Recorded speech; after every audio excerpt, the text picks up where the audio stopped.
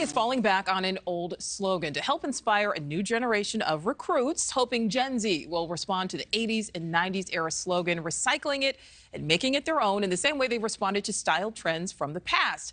But it's not all about nostalgia. The rebrand is also aimed at thinning out the gap left last year when they failed to sign enough recruits, falling short 15,000 soldiers.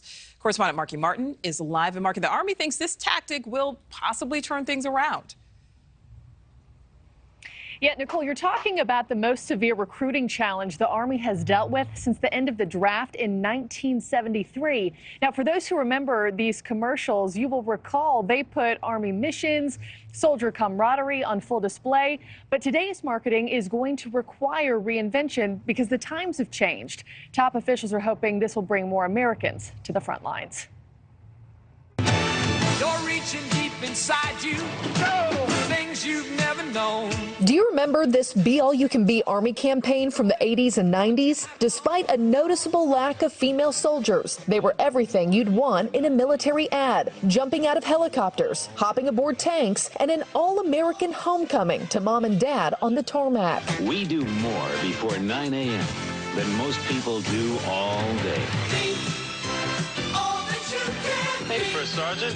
In the 2 decades, the Army used this slogan. The branch greatly increased the number and quality of its recruits. This year, they're hoping it'll work its magic yet again. In 2022, the U.S. military fell short of its recruitment goals in every branch but the Marines and Space Force.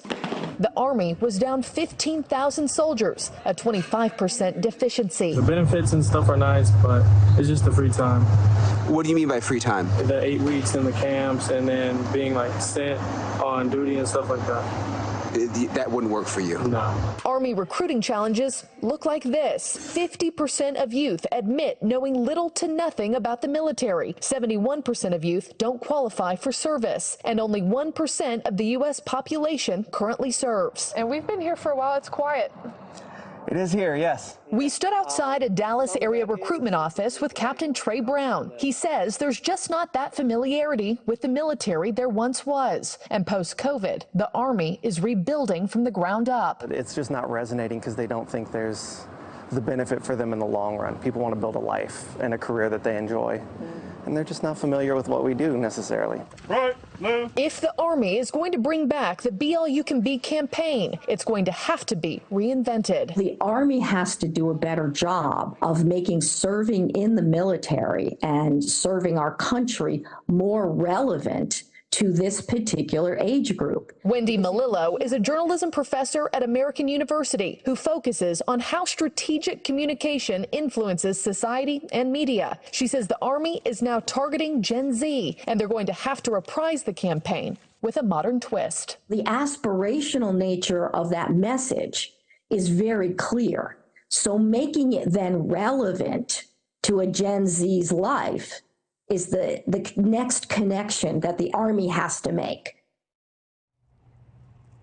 Defense Department officials also say it's become harder to compete with the civilian labor market. Additionally, very few people feel called to enlist on their own, and of that group, some of them are just physically unfit to serve.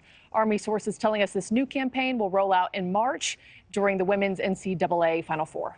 All right. And Markie, I was just saying, I don't think I saw the old campaign, but then it was pointed out I'm probably not in the target audience. All right.